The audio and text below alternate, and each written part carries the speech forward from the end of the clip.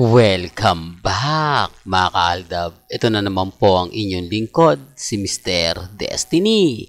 At magbibigay po tayo ng pinakamainit na update po ngayon sa social media. Ito po yung latest post ni Alden Richards sa kanyang Instagram, sa Twitter mga kaaldab. Nakakatuwa naman po, di po ba na kahit busy si Alden, talaga naman pong binibigyan niya ng pagkakataon ang mga sumusubaybay at nagmamahal po sa kanya. Di po ba? Ito yung sinasabi ko mga kaaldab sa mga nagsasabing fake news. Okay lang po yun mga kaaldab. Alam naman po natin na kumbaga panalo na naman po tayo. Di po ba? Kung titignan nyo itong latest post ni Alden, maraming post po ngayon ang Armin.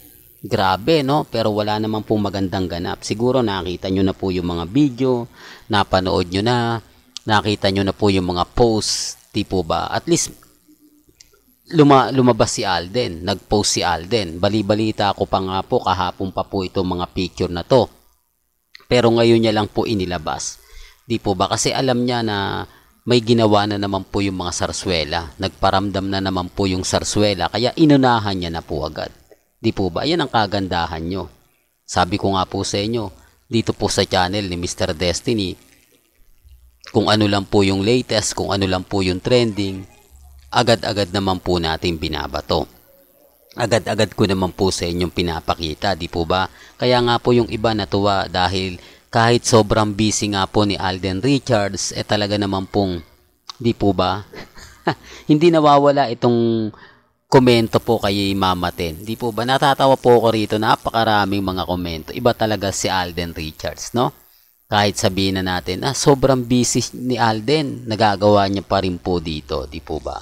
Kaya nga po dun sa mga taong nagsasabi na ganito, ganyan, etc. etc. Huwag niyo pong pansinin. Di po ba? Kahit yung issue po na kay Kat na kumbaga, pinapakalat nila. Okay lang naman po yan. Di po ba? Normal lang po yan kasi sabi ko nga po sa inyo, may mga bagay-bagay na masakit nga po sa mga mami, sa mga tita, sa mga senior, na mga fans po ng Katnil. After 11 years nga po na, kumbaga, pagsasama ng dalawa biglang naglaho, di po ba? Sabi ko nga po sa inyo, ramdam ito ng mga mamis no? Na pinagtatawanan dati yung Alda, bakit tayo po bumitlim ng Alda? Ngayon ramdam po nila, di po ba? Na talagang totoo. Wala ng pelikula, wala ng teleserye. Kumbaga parang magmo-move on na nga po sila. Kita nyo naman po yung kaseksihan ngayon ni Catherine, inilalabas niya na. Kung mapapansin nyo dati, hindi niya po ginagawa yan. Di po ba? Kaya nga po sabi ko sa inyo dito po sa channel ni Mr. Destiny, lahat naman po na mga gusto nyo pong mapanood, mapakinggan, relax lang po kayo. Alam nyo naman po sa channel ni Mr. Destiny, lahat ng mga update, ganap, relax lang.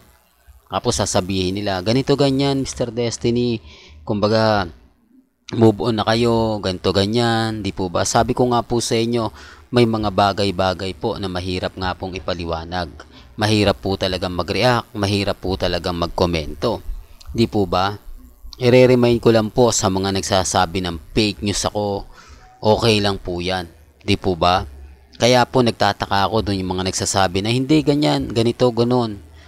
Sa totoo lang po, ang dami mga, kumbaga, masasabi natin na ganito, ganyan, etc. etc. Okay lang po kasi tayo naman po talaga yung panalo rito Tayo naman po talaga yung wagi.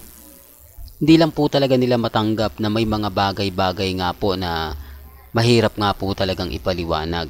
Mahirap nga po talaga mag-react, magkomento, lalo na nga po kapag sumasabay sa panahon. Di po ba? Kasi nga po may pelikula daw si Alden, gagamitin na naman daw po niya yung Aldab, kung ano-ano yung sinasabi, di po ba? Okay lang naman po yun. Sabi ko nga po sa inyo, bakit nga po ba sila guilty? Bakit nga po ba sila affected na affected? Di po ba? Ito yung isang sample. Ang daming photos na nakuhaan daw po na magkatabi si Mengay at si Congressman Spotted, pero wala po yung kilig moments. Yung harutan po nila kapag naandun. Yung pakikiligin mo pa rin ang mga nanonood kahit sabihin nyo na nakasal na kayo. Wala Walang chemistry. Wala. Ito base na rin po sa mga nakapanood at nakakita. Di po ba sinasabi ko lang po yung opinion nila.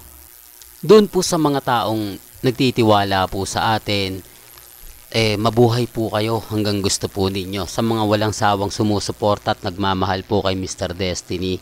Kumbaga maging kampante lang tayo, chill-chill lang, di po ba? Kasi alam naman po natin na hindi tayo pinababayaan ni Alden. Na kahit alam natin na masasaktan tayo sa dami ng mga update ngayon sa social media ng mga armain, mga main fanatics, nagagawa pa rin po ni Alden na kahit papaano kalimutan yung mga post nila. Dito tayo sa bago, yung tipong yung mga ngiti ni Alden na sinasabing relax lang kayo, hindi po ba? So, may magre-react na naman dito, may magko-komento. Okay lang po yan, ang sa akin lang po kung ano yung latest, kung ano yung trending, doon lang po tayo. Wag po kayong basta-basta padadala sa mga komento ng iba na keso ganito, keso ganon, di po ba?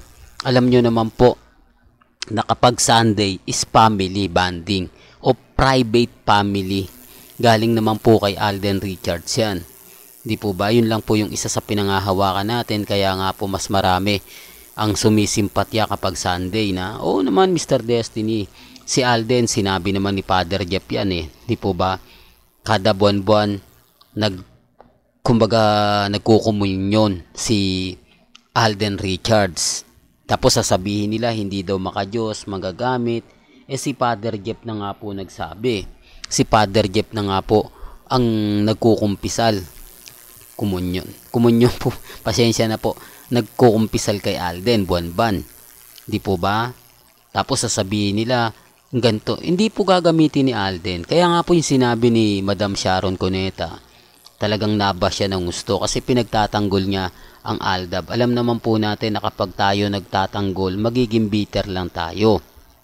Kapag ka nag-comment ka nga lang po sa mga TBJ o sa EAT, komento ng kay Mengay, sana na andyan si Alden, ang dami na nagre-react. Pero yung iba, kumakampi pa rin, di po ba? Iba pa rin po talaga yung kalye serye. Iba pa rin po sina Jose, Wally, Paulo, Alden at Main.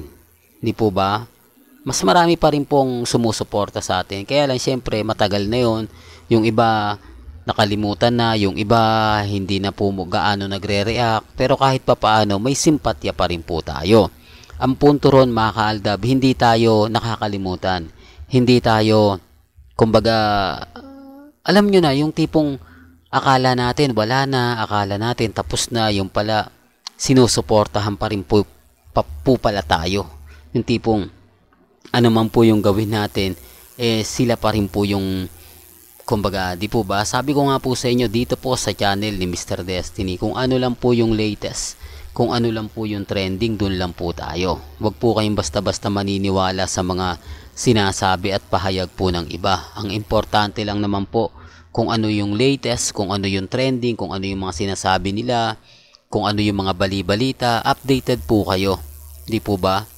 Iba po kasi kapag lahat ng mga kaganapan alam po ninyo, lahat ng mga sinasabi nila ganito ganyan, nandito pa rin po tayo, di po ba? Sabi ko nga po sa inyo, kahit po sobrang busy ni Alden Richards sa pagdidirect, sa pag-aartista, pagpoproduce at pagiging aktor, nagagawa pa rin po niyang, kumbaga, suportahan tayo. Nagagawa pa rin po niyang mag-post kahit sa dami niya na po ng project o sa dami niya na po ng trabaho. Hindi po tayo nakakalimutan. Yan ang sinasabi ko mga kaaldab. Hindi po katulad ng iba dyan. Magpo-post lang pag kailangan. Magpapakita lang kapag may promote. Pero pag wala, nga. Hindi po ba? Although may nasasaktan. Pero totoo naman po yung sinasabi ko. Hindi po ba? Well, hanggang dito na lang po yung updates natin mga kaaldab. Kaya kung gusto nyo pa po ng pinaka-latest at sariwang update, abay tumutok lang po kayo dito po sa channel ni Mr. Destiny para updated po kayo sa mga latest at sa mga bagong video po na ilalabas po natin maya-maya lang. Kaya kung bago ka lang sa channel na to at isa kang true-blooded Aldab Nation na nagmamahal po kila Mengay at Isoy, tama po ang channel na pinuntahan mo. Kaya consider na po kitang bagong subscriber at huwag mong kalimutang i-share ang mga video po natin sa mga mami, sa mga titas, at sa mga senyor. Hanggang sa muli, salamat po sa panonood at pakikinig.